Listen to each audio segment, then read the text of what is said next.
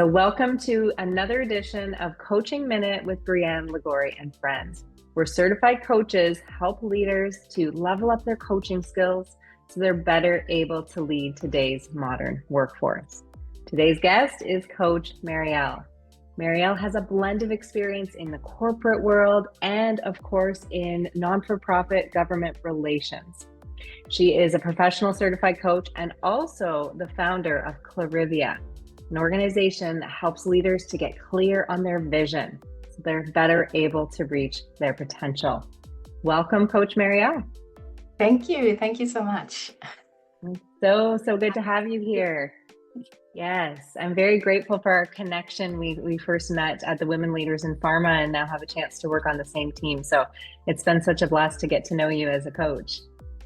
Thank you. Likewise, it's a huge pleasure to work with you on Women Pharma.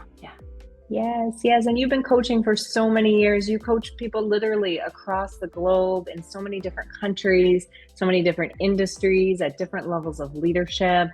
So I'm curious from your perspective around coaching.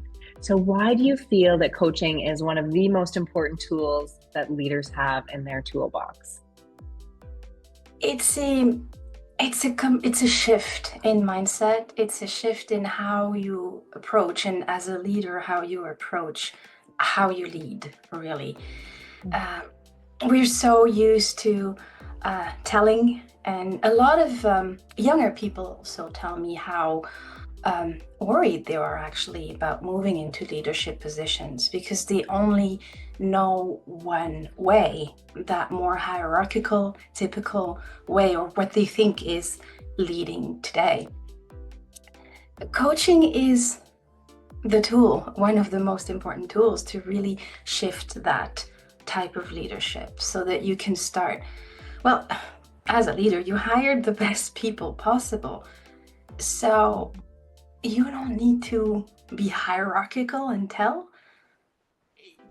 Coaching is really helping you approach that in that different way and get the best out of them. Establishing that vision and clarity and get the best out of them. Performing teams coaching is one of the most important tools there. Yes. Yeah, I 100% agree. And when we're doing coach training with different leaders, we see a lot of anxiety associated with this piece of stepping back and not telling. And I think it's connected to the fact that we grow up in organizations with subject matter expertise. And so we step into that leadership role and we think that's what's going to get us to success in leadership. But it's actually not. It's probably only about 50% of our role is that subject matter expertise. The other side is this piece, as you mentioned, is coaching and shifting from this hierarchy to more of this sort of human to human, I would say. Connection, yeah. And even if you were an expert entering your area, I work a lot with pharma and tech. Chances are you're probably not going to remain that expert. Things are moving fast, very fast. So when you move up, you can't keep up with everything. So you're not going to be the expert anymore. Your people are. Yes. This is so true. It's sort of letting go of a bit of that control. Yeah. And then really helping them develop and become these people. You only really truly become a leader when you've grown other leaders who have then grown other leaders. Yes. No, I love that. And I think a lot of leaders I find are open to the concept of coaching. And sometimes they get stuck on like, where do I begin? What if people think I'm weird for asking these questions? And I've always kind of told the answers. And so they get stuck in their own head a little bit about if I don't know. Right? Like, will I look stupid? That's it. And it's like, what questions do I ask? And they sort of almost aren't able to be in the moment because they're so in their head about performing as a coach. That's it. So what advice do you have for leaders that are kind of in this place of like, I have no idea where to go or what to ask my team? And I'm like, oh, what should I ask? Yes. Yeah. I think we all, as coaches, we all have these moments, especially at the beginning. I think it's really twofold. I'll give you the inner work, the real work, the mindset. And then I'll give you a couple tips to make it easier. But really, it's the curiosity mindset. When you enter a coaching session, or sometimes they're not, as a leader, they're not necessarily called coaching session. It's your one-on-one. Yeah. So maybe a part of it will be coaching, maybe a part of it will not. But before you enter, you need to prepare. Don't go back to back. Take a deep breath. Check in within yourself and really get in with curiosity. What do you want to know? Getting out of your head and what should I add? I don't know. What do you really, truly are curious about? I always say coaching lets me use my worst vice. I was told it's bad to be curious. And now it's my whole job. Yeah. Curious. It's really the mindset. What would you like to know? And feel free to ask. I love this. I think it takes off pressure off leaders, because there's a lot of pressure on leaders to have all the answers and to have these magic solutions and be the fixers. And I think that puts a lot of pressure on people, and it does create even more anxiety going into these meetings. So what you're saying is to free yourself of that and just be curious, be human. Be curious, and then approach it. I have a little framework I use for almost everything, and curiosity is that first piece. The second one is compassion. It includes self-compassion. So be compassionate with yourself. Yeah, you don't have the answer. Maybe you don't know. It's okay. Yeah. And then the third piece is courage. Sometimes it takes a ton of courage. You know that. Ton of courage to ask that question. The one you really want to ask. Ooh. That's the right question, usually. Yes. And the one that leaves space for people to think, because I think that's the other piece that I see, is that like people feel like they need to jump in if the person is not saying anything. But that question that you really want to ask is the right question, is going to cause the person to think and reflect, and they're probably going to be looking up and leaving a bit of space. I would say to leave that, give that person that space. Yeah, and that beautiful segue into my tips. If you really don't know, but keep them last. First, start with the mindset. If you really don't know, you can use silence. They'll fill the void, usually. Just don't say anything. You don't have to. A second one, if you really, really don't know, just tell me more. Don't abuse it, but you know what? It works. It works. It's a golden question. It's a golden question.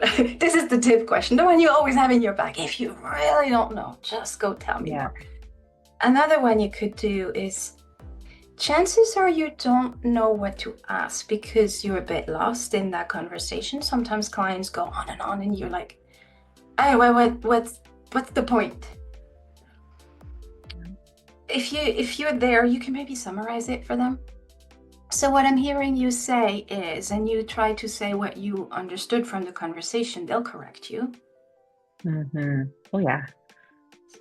So that is a way, if you're lost, if you're like, chances are they're lost in their thoughts as well. So by stepping back again and summarizing, so here is where we're at, that reframes it as well for them. And good question, right? Well, it's not a question, you're summarizing, but then you will know where to go. And a last one is probably simply to say, what would you like me to ask? Or what would you have liked me to ask? And I didn't ask. Yeah. I love that question. Yes. So powerful. I often think as well, like, where do you want to begin? I love that question too, because it's like tossing the ball back, like, and allowing them to kind of say, you know what, it's here. And often it's not always where we assumed that it might be. That might be. And another one, I use that more at the beginning, but you can also use it in the middle if you're a bit lost again. Say, what's the best use of your time today? You've been telling me a story for 10 minutes. is that the best use of your time? And maybe it is. Mm-hmm. Maybe they needed to tell that story. We don't know. And that's okay. So these are a couple of, so start with the mindset. Also, before you getting really free your own mind, breathe and be curious. And if you really don't know, you have those little tip questions in your pocket. Yes. And so, you talked about listening and giving space. And this can be really, really hard in today's world. I mean, we are so inundated, so busy, as you mentioned, the back-to-back meetings and the to-do list and all of these things that are happening. And sometimes they're in our heads. And so what's your tips for helping people to really just listen and be present in the busyness of the world that we're in today? Yeah. This is the hard one, but you need to take the time. You need to slow down. And I know people are, what do you mean I need to slow down? I'm so busy. That's when you need to slow down. I would not go back to back with coaching. Really, at the minimum 5 minutes. Even for myself, between sessions, I take a couple of deep breaths between sessions. I don't want to bring the energy from the previous one into my next one, because you will carry that. So the only way for me, but I really invite everybody to find their own way, but breathing and maybe a couple steps, maybe some stretching, breathing, and then you can go back in with this sense of curiosity, but don't rush. And sometimes even if you do find yourself in back-to-back, maybe tell them. Or maybe, you know what, your clients are also back-to-back, clients or your employees. So what if you took a couple of minutes together? Is it a good time? Is now a good time? And I have canceled a lot of coaching sessions because the person was simply not there. So is it a good time for us to do this now? And maybe a couple of deep breaths together. Maybe we do a grounding exercise together. And then we can reassess if now is a good time. Yes, I love that. I got in our coach certification that we lead, we call this sort of prepare to coach, right? Yeah. So it's like these exercises where we get ourselves ready. So like you said, it might be breathing, it might be moving, and maybe it's intention setting to just hold the space for that person and be present. Maybe it's like reviewing some of your coaching materials, right? Yeah. Like, okay, what questions might, come to mind here, and being prepared. But also you mentioned the person that you're coaching. Yes. How are you doing? What do you need to be able to be present? Yeah, allowing them space. Probably also coming in like this. Yeah. And no. So yes, it's both. And I would be careful with the preparation as well. If you over prepare, you tend to go in with a bias already of what you think this conversation is going to be like when you have no idea. Yeah, it's such a good point, right? So like sometimes we see people prepare these long lists of questions in our coach certification, and you can really sense that it feels very robotic versus like thinking of the overall sort of coaching framework and flow and what principles you want to show up with. Like, I want to believe the person is resourceful. I want to, trust that they can come up with their own answers, and sort of preparing with the mindset is very, very useful. You're entering a dance. We always call it a dance. It is a dance. So you don't, even if the client told you, this is the topic I want to talk about during my next coaching session, rarely is. Yeah, it's usually something underneath. There's usually something underneath, or something completely happened. Yeah. So if you prepare, now you're stuck in your preparation. Yeah. Oh, but I prepared these perfect questions. Yes. Oh, but that's not where the person is at all. Exactly. And so coming in with sort of no judgments or biases from those past conversations to be, okay, it's a blank slate today. Where do you want to head? Or what is the best use of your time today? Yes, that's my favorite question. What do you want to leave with, right? Yeah, and I love it. remember that maybe also goes back to a little bit to that.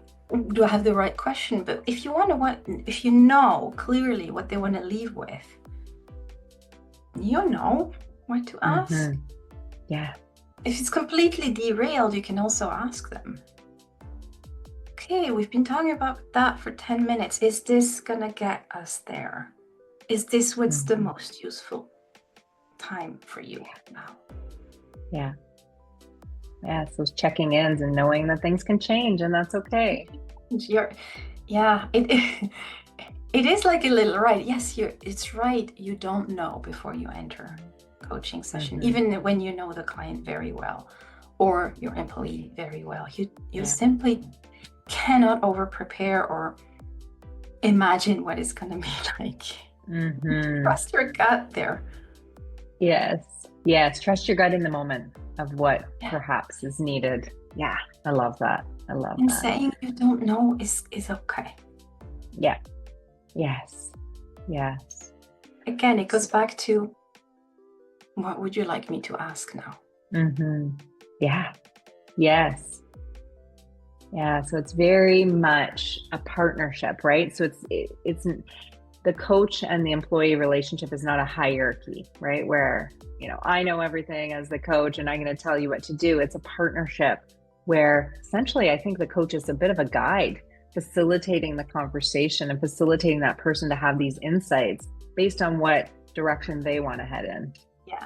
So it makes it hard when it is an employee because there is a hierarchy there, but during a coaching session, there is not. Yeah. So, and I think for a leader, this is a hard one always, is to know which hat you're wearing when. Yeah. So am I a coach just right now? Am I a boss? Is it time of crisis and I have to take that a little more hierarchical approach just right now because it's urgent? And when am I not? Just right now, I'm a coach helping this person throughout their career and where they want to go next. So knowing who you are when, because you are wearing so many different hats. So you bring up a great point. Yeah, it's all these different leadership skills that the leader is pulling on, and sometimes it's feedback, sometimes it's mentoring, sometimes it's direction. What we find in our coach training is people lean heavy on the feedback and the direction and the assessments and leave very little room for coaching. And so where we try and pull people is to understand coaching at a deep level, so then they can actually use coaching with those other things that they're doing. So maybe they're going to give feedback and move to coaching to help the person come up with a solution. And so we start kind of weaving these things together and become even stronger as leaders. So yes, the feedback piece can then lead into a conversation. Even the feedback can be a coaching conversation. And then really you are a coach during that conversation. Yeah, absolutely. So you are a coaching expert. I mean, you've been coaching for so many years. You're an ICF professional certified coach. But of course, as experts, we still need to continue our development. So what kind of things do you do to continue your development as a coach over the years? Yeah, so I think as coaches and as leaders, doing your own work is extremely important. So you want to become a coach, get coached. you need to do your own work first so that you can enter a coaching session knowing what your biases are, knowing who you are when you're at your best, but also knowing who you are at your worst. So you need to do your own work there, knowing that maybe you are a bit controlling when you're under stress. I feel I'm under stress. Ooh, be careful. Side of me might come out. Am I manipulative when I'm tired? So I need to know this. So I need to do my own work, knowing who am I when I'm at my worst and how do I notice? So you need to do that. And now I love training. And I keep training. So I try to find the a good training, a good assessment, or something that really speaks to me, that is aligned with my values and where I want to go. And on a regular basis, I would say every 2 years at least, I get another training. Just to train myself and again do my work, because for every one of those trainings you will do your own work. I know that for your in your course they're doing their work, they're getting coached. Yeah, this parallel path, right, where you're building your skills, but you're also having this piece, as you said, of like self-reflection, reflecting on self. Like they go if hand you in thought, hand oh, together. I'm going to become a coach, but I'm going to not deal with that, it's not working. Sure. It's not working. Absolutely. You have to work with Absolutely. it and do it, and get coached, do more, be curious again. Lots of books, readings, videos, podcasts. There's so many possibilities today to keep practicing. Watch some coaching being done. There are some pretty cool ones online as well. And I have my favorite coaches as well that I follow, and I keep learning new things. And I would say the original approach I learned is really cool, and it still stays with me. It's like a foundation, but I have built a lot of different approaches and tools that came from all over the place. And really, you're building your tools. And then you'll see that question, what do I ask? What do I do? Suddenly something will come up from one of your trainings and you're like, oh, I didn't know that was going to be useful then. And remember also, there's no right approach or wrong approach. An approach will come to mind and it will work. If it doesn't work, you change. I really keep practicing, keep going, learn more, and watch these podcasts, there's a lot of videos online that you can watch, and talk to other coaches and talk to other leaders and see how it goes for them. It's fantastic. It's really like building your own approach and kind of curating like what's going to work for you based on different things that you're learning and building your own style. Exactly. Thank you so much, Coach Marielle, for your wisdom today. It has been great to chat with you. Thank you so much, Coach Bree. It was wonderful. Thank you so much. You too. You take care. Bye.